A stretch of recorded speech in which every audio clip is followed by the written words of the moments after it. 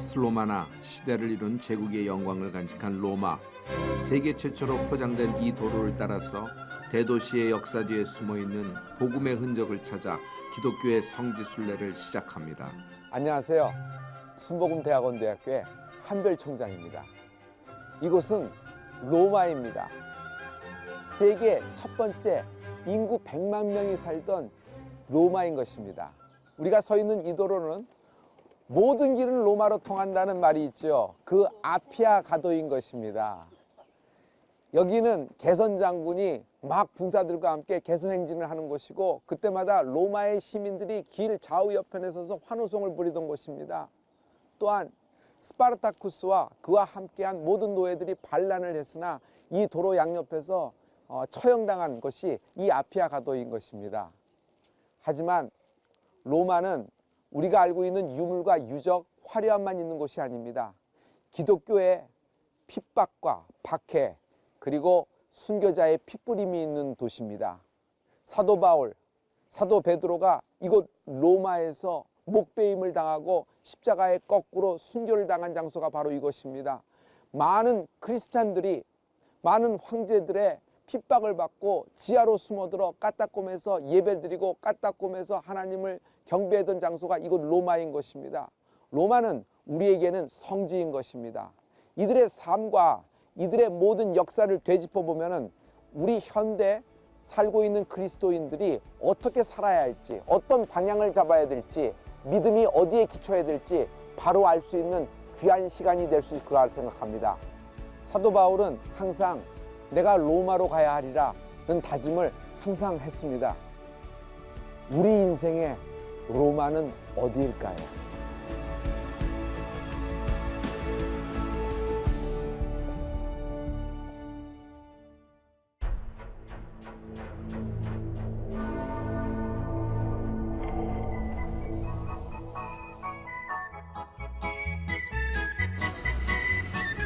로마는 거리마다 역사의 흔적이 남아있어 세계에서 관광객들이 몰려오는 아름다운 도시입니다.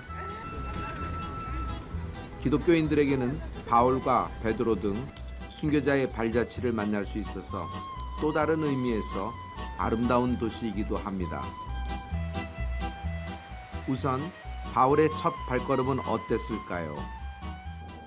3차 전도 여행을 마치고 예루살렘으로 돌아간 사도 바울은 유대인에게서 고소당하게 됩니다. 하지만 바울이 로마 시민권자임을 알게 된 천부장은 자신이 어떻게 할 수 없음을 알고 유대 총독, 로마 총독에게 인계해버리죠. 총독은 유대인의 눈치를 보면서 바울을 2년 동안이나 무려 감옥에다 감금한 상태입니다. 그때 끝까지 바울을 따라다녔던 누가가 옆에서 누가복음을 집필하게 되는 것입니다. 해가 바뀌어서 총독이 바뀌었습니다. 바울에 대한 재신문이 열려졌거든요. 그때 바울은 로마 황제 가이사에게 상소문을 올립니다. 그 상소문을 올린 것에 대해서 사도행전은 이렇게 기록하고 있습니다. 만일 이 사람이 상소문을 올리지 아니하였더라면 석방될 수 있을 뻔하였도다. 바울은 상소문을 안 올리고 그냥 가만히 있으면 자유의 몸이 될 수 있었을지도 몰라요. 그럼에도 불구하고 가이사에게 상소문을 올려서 이렇게 한 것이 뭘까요? 로마를 가기 위해서입니다. 로마에 가기 위해서는 자신이 죄인의 신분이건 어떤 신분이건 아랑곳도 안 한 것이에요. 오직 로마에 가서 자신이 복음을 전하겠다는 그 사명 하나만 생각하고 끝까지 로마행을 고집했던 것입니다. 그 사도 바울이 죄수의 신분으로 로마에 들어오게 되죠. 하지만 재판을 받기 전까지 좀 시간이 있잖아요. 그 시간 동안에 로마법에 의해서 세를 얻어서 집에 하나 머물게 됩니다. 하지만 그 집세는 바울 자신이 텐트 메이커니까 자기 자신이 내게끔 되는 거예요. 근데 그 셋집에 있는 동안에 바울은 위대한 일을 하게 됩니다. 바울이 가택연금을 당했던 셋집은 산파울로 알라 레골라 교회로 감옥이 아니라 일반 가옥이었습니다. 이 바울의 셋집은 로마에서 일어난 초기 기독교의 근원을 알 수 있다는 점에서 아주 중요한데요. 바로 로마의 기독교 교인은 물론 전 세계로 복음이 전파되는데 작은 불씨를 지펴줬던 곳입니다. 이곳은 사도 바울이 갇혀 있었던 셋집입니다. 군사들과 함께 쇠사슬에 묶인 채 이곳에서 사도 바울은 베드로와 함께 갇혀 있었던 것입니다. 그 옆에는 끝까지 그와 동행했던 누가가 곁을 지켰던 것을 알 수 있지요. 여기 보면은 그 흔적들이 남아 있는데 특별히 후에 이렇게 벽화로 남아 있는 것이지만 맨 왼쪽에 보면은 검을 들고 있죠. 역시 양날의 날선 검을 든 것은 항상 사도 바울을 상징합니다. 그리고 가운데 있는 인물은 열쇠들을 들고 있죠. 그 열쇠도 또한 이게 하나가 아니라 두 개임을 알 수 있어요. 이 천국 열쇠를 갖고 있는 베드로를 이야기합니다. 맨 오른편에 누군가가 한 사람 경청하면서 조용히 입을 닫고 경청하면서 그들의 이야기를 적고 있는 사람이 있습니다. 이 사람이 끝까지 바울 곁을 떠나지 않았던 의사 누가였던 것입니다. 바로 이 옆으로 가면은 당시에 사도 바울이 사용했던 우물이 있습니다. 그 우물은 참으로 신기하게도 지금도 마르지 않고 있어 지금도 사용할 수 있는 우물이에요. 참으로 신기하죠? 여러분 지금 제가 밟고 있는 이곳, 제가 이렇게 손대고 있는 이 모든 벽, 사도 바울이 실제로 생활하고 기거했던 곳입니다. 그리고 이곳에서 자기를 지키던 군사들에게도 하나님의 복음, 예수를 권하였을 것입니다. 어쩌면 여기 바로 우물이 있는데 이 우물에 물을 떠서 그들이 예수 믿게 되면 그들에게 세례를 베풀을지도 모르잖아요. 이렇게 참으로 사도 바울이 있는 곳은 항상 전도가 있었으며 항상 회심이 있었던 것을 기억합니다. 이쪽에 보시면은 참 신비하게도 그 우물이 아직도 이렇게 마르지 않고 존재하고 있는 것을 알 수 있습니다.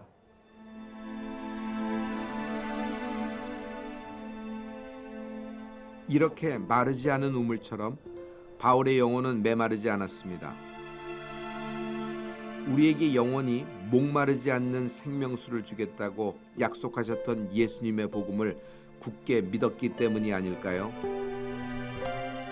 그 어떤 어려운 환경과 고통도 바울이 갖고 있던 복음의 열정만큼은 절대로 막을 수가 없었습니다.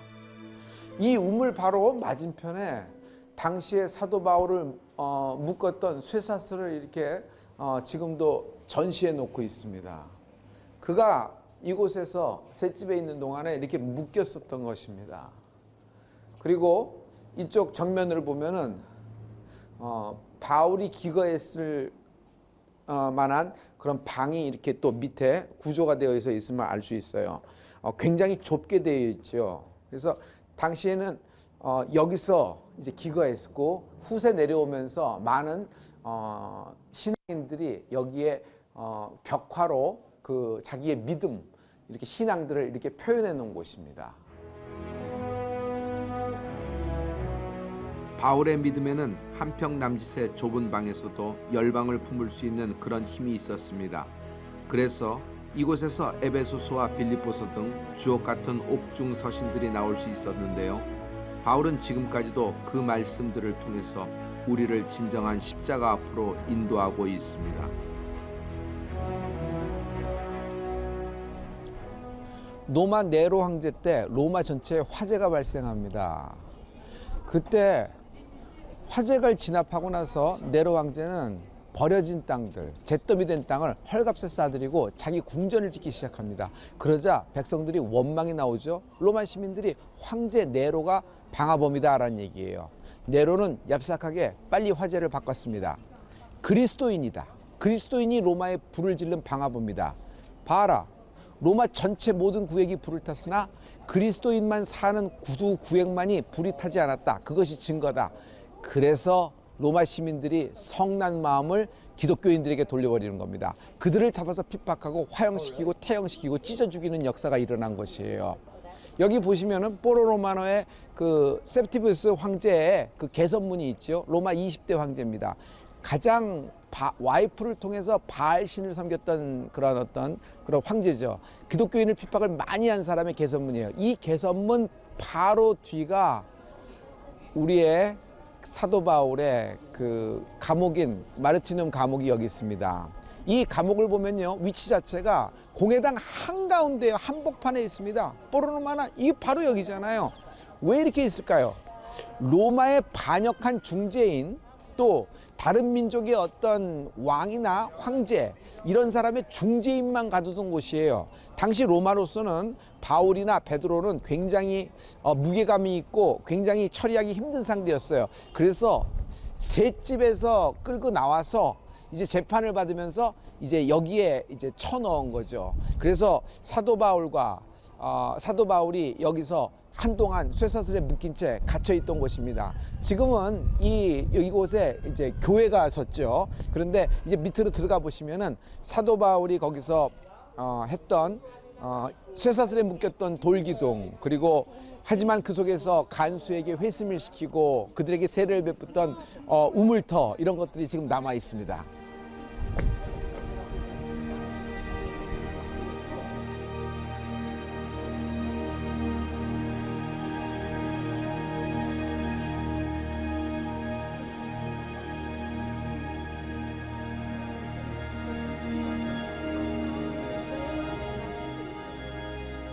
조형을 보면은요, 바울과 베드로가 갇혀 있어요. 그 증거가 손에 그 쇠사슬이 묶인 채 있잖아요.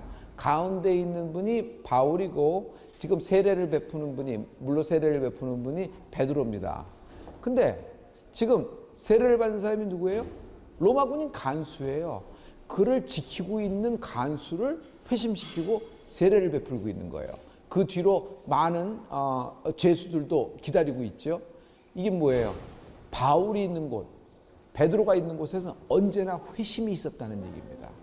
이들은 묶인 바 되었으나 하나님의 말씀을 담대히 전할 수 있는 담력을 얻었을 때 결국 이 모든 사람들이 복음 앞에 굴복하는 장면이 있는 것입니다. 마메르투림 감옥 한 곳에 있는 부조에는 당시 바울의 모습이 잘 나타나 있습니다. 로마의 온갖 핍박과 강압에도 불구하고 바울은 영혼 구원을 멈추지 않았습니다. 바울과 베드로가 가는 곳마다 구원의 은혜가 있었습니다. 어둠이 짙을수록 구원의 빛은 더욱 밝게 빛나는 법입니다. 이제 베드로 사도가 이 쇠사슬에 묶인 채 이 감옥으로 내려가다가 이 바위 벽에 얼굴이 확 부딪혔어요. 그때 생긴 자국입니다. 베드로의 얼굴이 확 부딪힌 장면인데 바위가 패일 정도라 그래요. 전승에 의하면은 베드로가 바위에 부딪혔을 때 여기 얼굴의 형태가 나타나겠다는 이야기도 있습니다.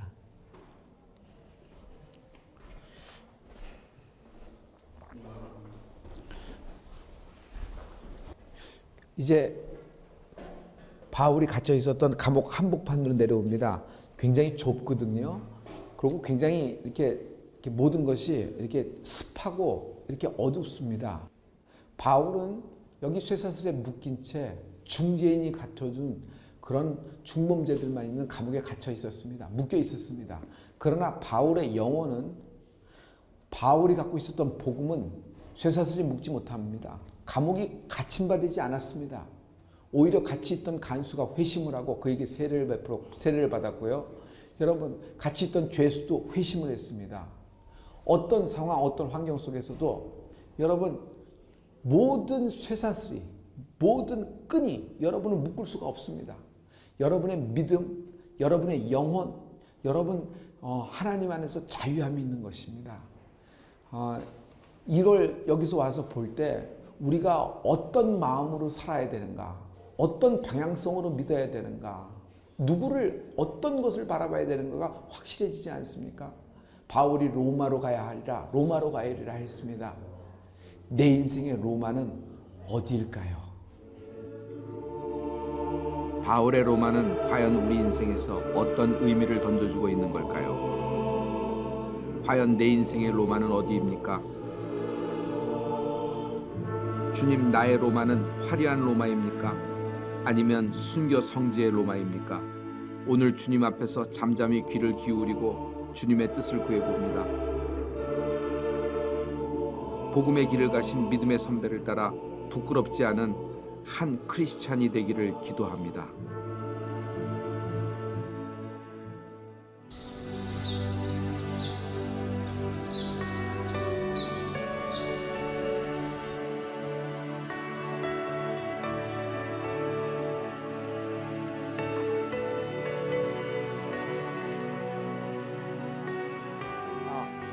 이 교회 한 가운데에 바울의 무덤이 있고 그 바로 위에 그 바울을 마지막까지 묶었던 그 쇠사슬이 있죠. 그것을 여기에 보관하고 있어요.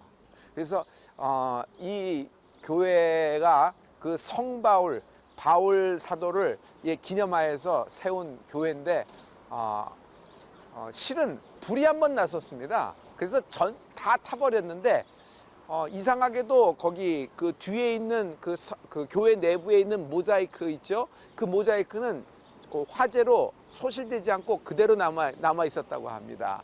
그래서 예전보다도 더 크게 신축을 한 것이 이 성 바울 교회가 되는 겁니다.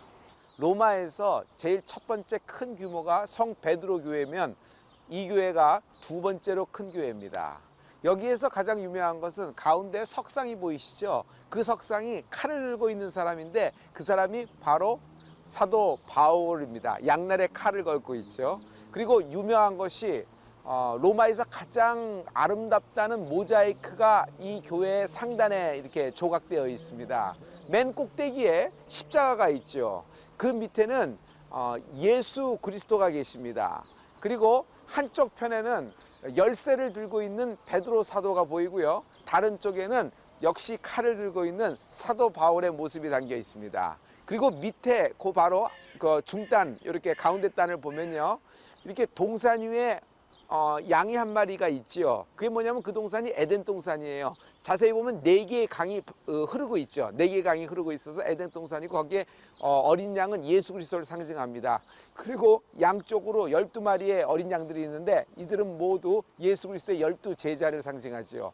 그리고 맨 마지막 하단에 보면 4명의 구약의 선지자들이 있습니다. 이사야, 예레미야, 에스겔, 다니엘 이렇게 표시되어 있는데 이것이 가장 로마에서 아름다운 모자이크 벽화인 것입니다. 이곳은 로마 시대에 참수당하는 죄수들이 머물던 감옥입니다.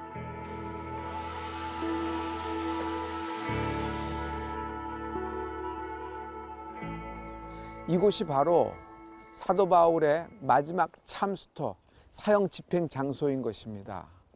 사형 집행되기 바로 직전에 사도 바울을 이제 감옥에 가둬놨거든요.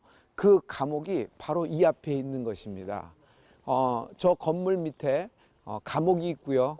그 사도 바울을 가둬놨던 그 감옥 위에다가 훗날에 저렇게 작은 교회를 세운 것입니다. 그 교회 이름이 산타 마리아 스칼라 코엘이라고 되어 있죠. 이렇게 이 교회를 이렇게 만들어 놓은 것이죠. 이 길을 사도 바울이 이제 마지막 이제 그의 기착지로 돼서 감옥에 갇히는 것입니다. 실은 두 번째 마메리티움 감옥에서 이쪽으로 후송된 것입니다. 이쪽으로 후송될 때 이미 사도 바울은 자신의 마지막이라는 걸 짐작을 했을 것입니다. 이 계단을 통해서 이제 올라가죠. 천국으로 오르는 계단이라고 불리는 이 교회는 순교한 기독교인을 위해 1183년에 세워졌습니다. 이곳에서 바울은 기독교를 박해했던 사울의 시절부터 다메섹에서 회심한 순간, 또 사도로서 걸어온 복음의 행적을 돌아보며 인생을 정리했을 겁니다. 사도 바울의 그 감옥 위에다가 이렇게 교회를 세운 것이죠. 실은 사도 바울의 마지막 감옥은 이 좁은 계단을 통해서 지하로 내려가면 됩니다. 굉장히 좁거든요. 한 사람이 겨우 내려갈까 말까 할 정도의 그렇게 좁은 계단으로 되어 있어요. 이쪽을 내려오면 사도 바울이 갇혀있던 마지막 감옥을 볼 수 있어요. 바울의 마지막 흔적을 보기 위해 작은 방 안으로 들어갔습니다.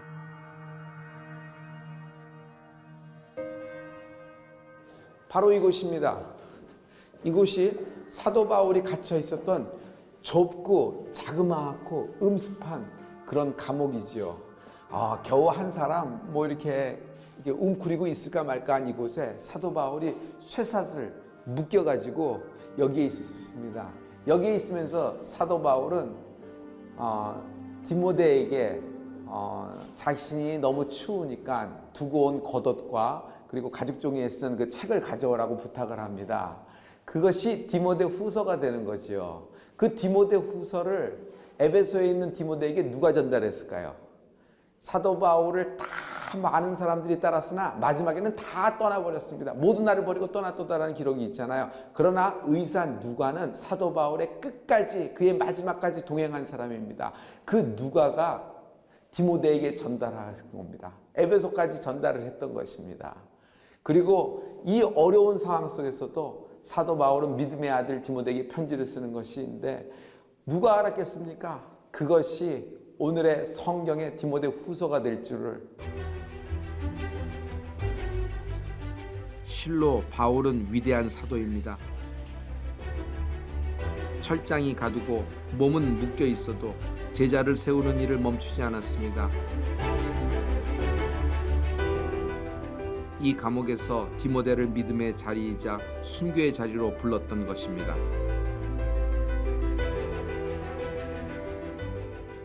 사도 바울이 저 좁은 감옥에서 빠져나와 드디어 마지막 처형 장소로 이동하는 겁니다. 이 길을 걸어갔을 겁니다. 손에는 무거운 쇠사슬을 끼고 있었고요. 다시는 살아서 이 길을 돌아 걸어 나오지 못한다는 걸 사도 바울이 알았을 것입니다. 그때 사도 바울이 무슨 생각을 했을까요? 어떤 마음이었을까요? 천국으로 가는 길목에서 바울은 이미 천국을 소유하고 한 걸음 가까이 다가가지 않았을까요? 이 길은 당시 사도 바울이 마지막 길을 걸어갔던, 처형 장소로 걸어갔던 그 길을 그대로 복원한 것입니다. 사도 바울이 이 길을 질질 끌려갔을 겁니다. 무거운 쇠사슬을 착고에 매어서 자신의 마지막인 줄 알았을 겁니다. 다시는 살아서 이 길로 걸어 나오지 못한다는 것도 알고 있었을 것입니다. 이 길을 걸으면서 사도 바울이 무슨 생각을 했을까요? 어떤 마음이었을까요? 성경에는 혹시 이렇게 마음을 갖지 않았을까 생각합니다. 내가 선한 싸움을 싸우고 나의 달려갈 길을 마치고 믿음을 지켰으니 이제 후로는 나를 위하여 의의 면류관이 예비되었으므로 주곧 의로우신 재판장이 그날에 내게 주실 것이니 내게만 아니라 주의 나타나심을 사모하는 모든 자에게니라. 아멘. 아멘. 우리의 이 신앙의 기초가 마지막 때까지 여러분 하늘나라가 되기를 예수 그리스도의 이름으로 부탁을 드립니다. 이제 사도 바울의 마지막 목배임을 당한 장소, 바로 그 현장으로 들어가 보는 순간입니다.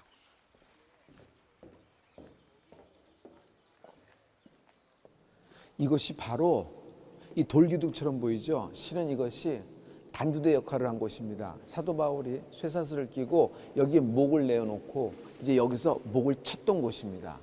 그 목을 쳤을 때 사도 바울의 목이 3번 튕겼다 그랬어요. 첫 번째 탕하고 튕긴 곳에서 그 자리에서 샘물이 솟고 이렇게 나왔다 그래서 이들이 보존하고 여기에 첫 번째 목을 이렇게 사도 바울의 목을 표시했죠. 그 두 번째 이목이 다시 튕겨져서 이쪽으로 튕기게 됩니다. 바로 이곳이 두 번째 목이 튕긴 곳입니다. 이곳에서도 역시 샘물이 솟아나오고 사도 바울의 목을 표시해놨습니다. 마지막으로 3번째 튕긴 곳이 바로 이곳입니다. 이곳에 사도 바울이 마지막으로 3번째 튕기면서 여기서도 샘물이 솟았다 합니다. 여기도 역시 사도 바울의 목으로 표시했죠. 그래서 이 자리, 사도 바울의 목이 잘린 참수터를 여러분 교회를 세우고 트리폰테네 교회라고 명하게 된 것입니다. 바울은 사도행전에서 보여준 자신의 결단을 그대로 실천했습니다. 내가 달려갈 길과 주 예수께 받은 사명, 곧 하나님의 은혜의 복음을 증언하는 일을 마치려 하면은 나의 생명조차 조금도 귀하게 여기지 아니하노라. 이런 바울의 순교의 피는 AD 298년 디오클레티아누스 황제의 대박해 때로 이어집니다. 10,000명이 넘는 사람들이 기독교인이란 죄목으로 이곳에서 참수를 당했습니다.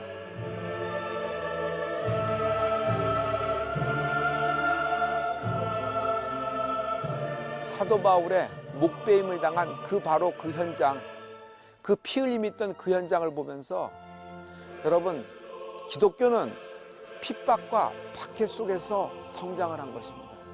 오히려 핍박과 박해가 믿음을 없이 하지 못하고 오히려 믿음을 더 굳건하게 만들었던 것입니다. 오늘날 우리의 믿음의 기초가 썩지 않을 영원할 하늘나라가 되기를 우리가 소망해 봅니다.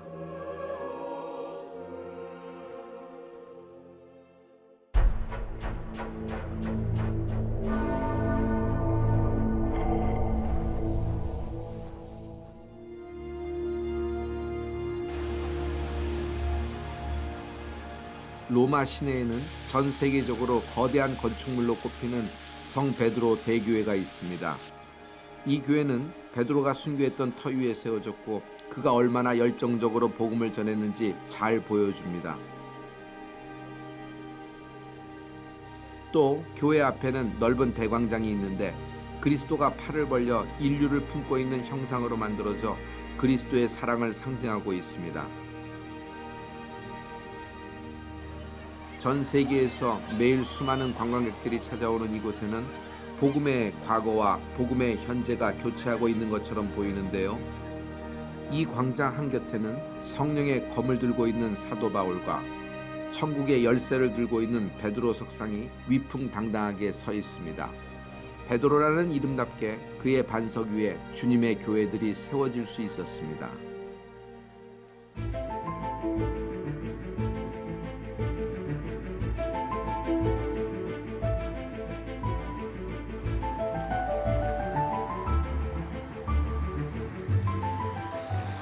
로마 아우렐리아누스 성벽을 지나 다음으로 찾아간 성지순례지는 바로 그 유명한 주여 어디로 가시나이까 라는 뜻의 쿼바디스 도미네 교회입니다.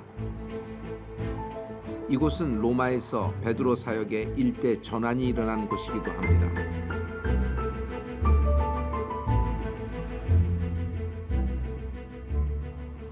여기가 바로 쿼바디스 도미네 교회입니다. 베드로 사도하고 예수님이 만났던 유명한 장소지요. 사도 베드로만이라도 살아남아서 양들을 쳐야 됩니다 하는 말에 공감한 베드로는 로마 그 세바스티안 성문을 빠져나가서 이렇게 아피아가도를 타고 이제 로마를 반대쪽으로 등지고 나가다가 로마를 향해 걸어오시는 예수님을 여기서 딱 만나는 것입니다. 그 아피아가도 위에 새겨진 예수님의 발자국이 여기 이렇게 모형으로 전시되고 있습니다. 발자국 모양을 보면요, 예수님은 로마를 향해서 이렇게 가고 계시고 베드로는 로마를 등지고 빠져나가는 장면을 보이고 있죠. 쿼바디스 도미네, 주여 어디로 가시나이까? 나는 내가 지기 싫어하는 십자가를 지러 로마로 간다. 그리하지 마시옵소서. 그리하지 마시옵소서. 그는 모든 걸 되돌이키고 다시 로마로 가 십자가에 거꾸로 매달리면서 순교를 당하게 됩니다. 이 베드로의 운명적인 질문입니다. 실은 사도 바울도 다메섹 도상에서 예수님을 만납니다. 뉘시니까 나는 네가 핍박하는 예수라. 거기서 꼬꾸라지는 장면이 있죠. 여러분, 예수님을 만날 때 운명적인 질문을 합니다. 오늘 주님을 만나신다면 우리는 어떤 질문을 하나님께 하기를 원하십니까? 예수님의 결정과 베드로의 결정이 다릅니다. 이때 베드로처럼 자신의 결정을 버리고 예수님의 결정을 믿고 따르기를 원합니다.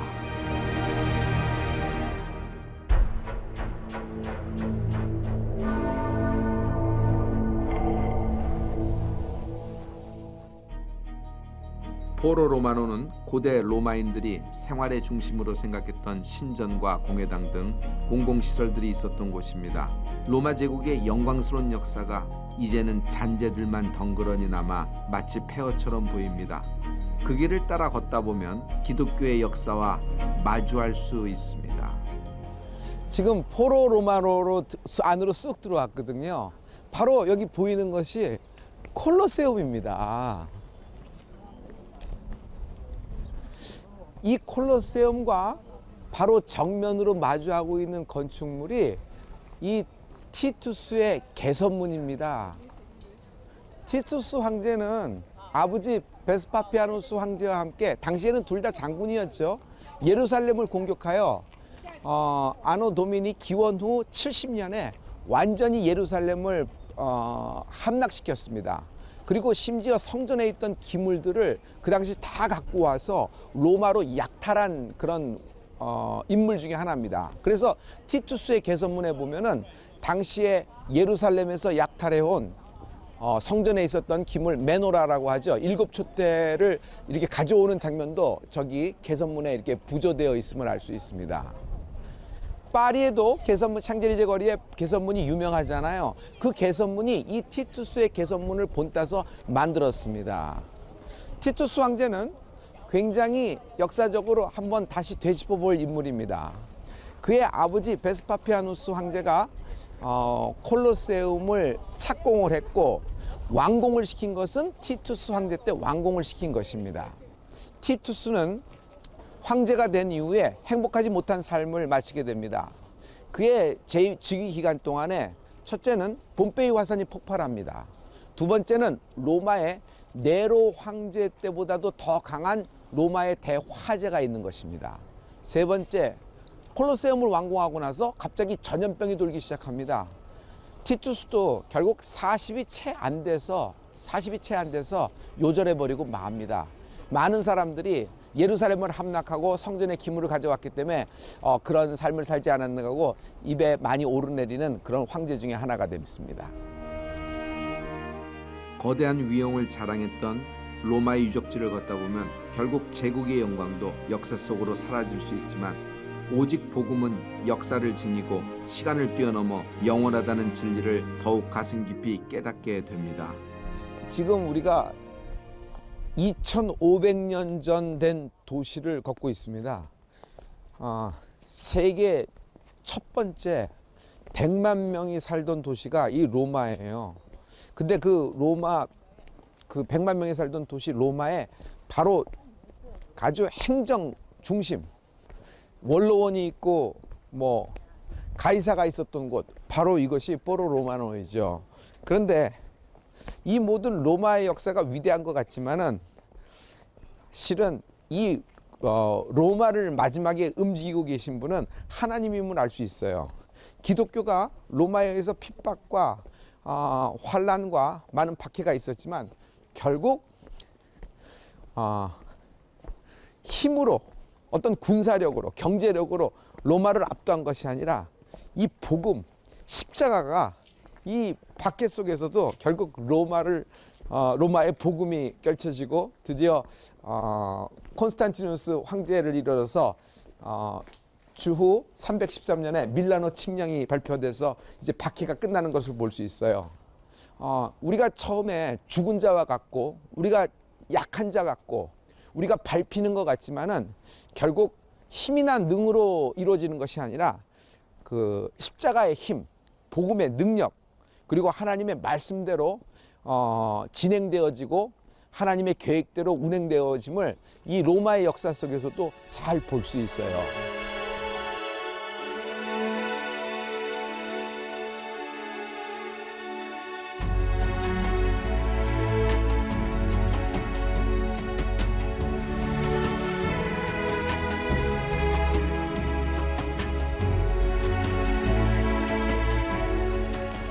여기는 시르코 마시모라는 대전차 경기장이에요. 여기 지금 허허벌판처럼 되어 있지만은 여러분 여기서 황제가 참전하면서 대전차 경기가 열어졌죠.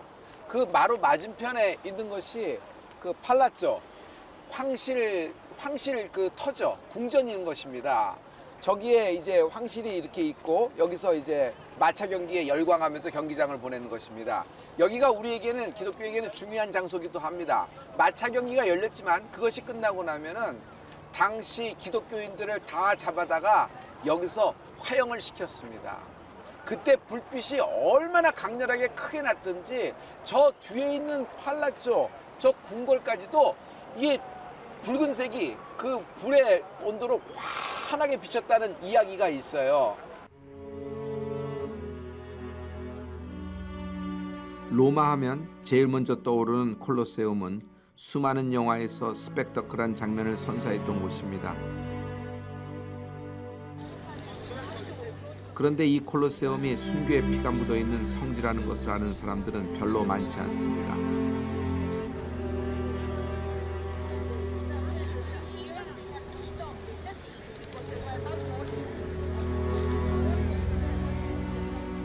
흔히들 검투사들이 싸우는 원형 경기장이라고만 알고 있는데 로마 제국의 어두운 단면을 그대로 보여주는 동시에 기독교의 비극적인 역사가 내포된 공간이기도 합니다. 이곳은 로마의 대표적인 건축물인 콜로세움입니다. 베스파피아누스 황제가 착공을 했고요. 그의 아들 티투스 황제가 완공을 한 것이죠. 이것을 보면 전체 6만 명의 로마 시민이 들어와서 이게 엔터테인먼트를 즐기던 곳입니다. 그리고 시민권자를 갖고 있는 사람들에게는 모두 다 공짜로 프리로 이것을 보게 했다 그럽니다. 이렇게 여기를 보시면은 당시의 건축물의 구조를 볼 수가 있어요. 이 밑에 가운데를 보면은 여긴 지하거든요. 여기는 당시에 검투사들 또 우리에서 이쪽까지 맹수들을 집어넣습니다. 사자나 호랑이들을 3일에서 5일 동안 굶겼다가 정말 중요한 순간에 그들을 풀어놔서 사람과 싸우게 하고요. 또 그들이 가장 그 당시 싫어했던 기독교인들을, 예수 믿는 사람들을 물어뜯어 순교하게 했던 그런 장소이기도 합니다. 하지만 원래 이곳은 이렇게 건축하지 않았습니다. 원래 처음에 원형은요, 이 가운데 지하에 구조물이 없었어요. 그리고 이 가운데 경기장 주변으로 해서 삥 돌아서 수로가 연결돼 있어서 떼배강의 물을 끌어들여서 수문을 동시에 열면 정확히 50분 만에 이 가운데를 물로 꽉 채울 수 있었습니다. 그러면 양쪽에서 로마의 로마의 해군의 배들이 나오는 겁니다. 그 배들이 나와서 로마 병사하고 이방인들하고 당시에 생각하는 골족과 게르만족이 로마 군인하고 막 싸우는 장면을 재현을 했던 겁니다. 여기서 해전을 보면서 즐거워했던 것이에요. 여기 보면은 전체가 다 실은 이 로마의 지진에도 콜로세움은 무너지지가 않았습니다. 그리고 견고했어요. 그런데 원래 이것은 마블, 대리석으로 이렇게 조각되어 있고 대리석으로 덮었던 곳인데 이렇게 흉악하게 남았던 것은 성 베드로 성당을 건축할 때 대리석이 더 필요했던 거예요. 그래서 여기 있는 대리석을 띄어다가 성 베드로 성당에 갖다 붙이기 시작한 겁니다. 그러고도 성 베드로 성당이 너무 크고 그래서 완공이 안 되는 겁니다. 그러자 교황은 기발한 생각을 했어요. 아주 기가 막힌 생각을 아이디어를 낸 것입니다. 팔자. 천국행 티켓을 팔자. 그것이 면죄부였어요. 그래서 그 성당을 완성을 시켰죠. 이 콜로세움은 우리 기독교에게는 굉장히 중요한 장소입니다. 이 모든 로마 사람들에게는 원형 경기장 또는 원형 극장으로 유명하지만 우리에게는 성지입니다. 왜냐하면 그 당시에 많은 핍박받는 기독교인들이 자기가 예수 믿지 않는다는 말 한마디만 했어도 빠져나갈 수 있음에도 불구하고 자기 신앙 고백을 하고 자기 신앙의 믿음을 지키면서 여기에서 순교해 간 곳입니다. 엄청나게 많은 숫자의 그리스도인들이 여기서 순교를 했습니다.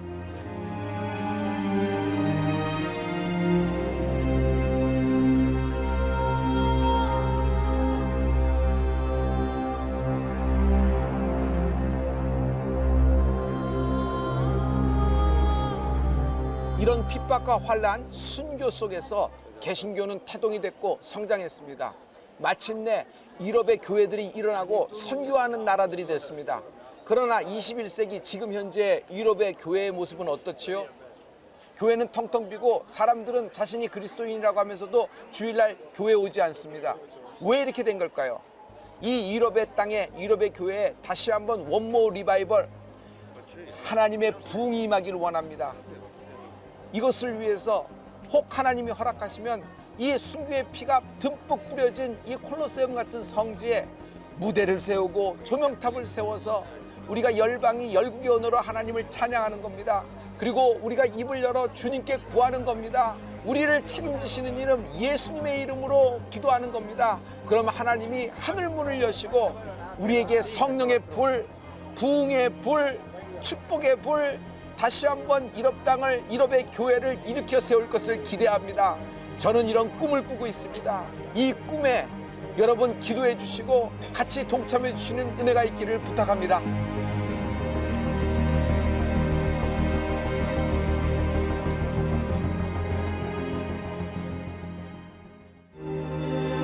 로마 성지순례 마지막 여정길에 비가 내렸습니다.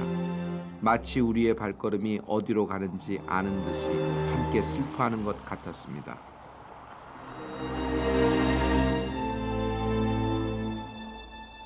이곳은 로마의 까따콤베입니다. 까따콤베는 시신들을 안치하는 지하 무덤이죠. 근데 이곳이 기독교인에겐 성지가 되는 것입니다. 왜냐하면요, 로마는 기독교를 핍박을 굉장히 강하게 했잖아요. 가장 핍박을 한 황제 중에 하나가 디오클레티아누스 황제예요. 그가 얼마나 기독교를 핍박했냐면 까딱콤베에서 몰래 숨어 들어가서 예배하는 모든 기독교인을 색출하라고 그랬어요. 그때 그의 군대 장관인 세바스티안이 있었거든요. 그가 병사들을 이끌고 기독교인을 색출하러 이곳 까딱콤베에 들어왔던 것입니다. 그런데 예배하는 그들을 보다가 설교를 듣고 자신이 회심하는 역사가 일어났어요. 기독교인이 된 것입니다. 무려 2년 동안 그는 숨어서 물심양면으로 까딱콤베에 있는 기독교인을 도왔습니다. 음식도 주고요, 뭐 물도 전달해주고 또 정보도 줘서 피난하게도 하고 여러 가지 도왔다가 마침내 들켜버렸죠. 황제는 그를 미워해서 세워놓고 군사들에게 화살을 쏘라고 명령했어요. 그리고 그 화살을 맞고 그는 순교합니다. 들에 버려진 그의 시신을 기독교인들이 수습하여서 이곳 까딱콤베에 안치했거든요. 그래서 이곳 까딱콤베를 세바스티안 까딱콤베라고 멸명하게 됐어요. 당시에 예수 믿는다는 것은 목을 내놓아야 되는 일입니다. 예수 안 믿어요, 예수 몰라, 이렇게 한마디 하면 지나갈 수 있었지만 그들은 예수 믿느냐는 모든 로마의 말에 I'm Christian, 나는 예수 믿는 사람입니다, 나는 예수님의 복음을 믿는 사람들입니다, 이렇게 말을 했거든요. 그렇게 담대함이 있었어요. 그 담대함 때문에 까딱콤베에서 생활해야 됐고, 그 담대함 때문에 목을 내놓고 순교를 했던 것입니다. 만약 우리가 당시 로마에 살고 있는 그리스도인이라 그러면 어떻게 됐을까요? 당신 크리스찬입니까? 라는 로마의 질문에 뭐라고 대답을 할 수 있을까요? 나의 선한 싸움을 싸우고 나의 달려갈 길을 마치고 믿음을 지켰으니 이제 후로는 나를 위하여 의의 면류관이 예비되었으므로 주 곧 의로우신 재판장이 그날에 내게 주실 것이며 내게만 아니라 주의 나타나심을 사모하는 모든 자에게 도니라.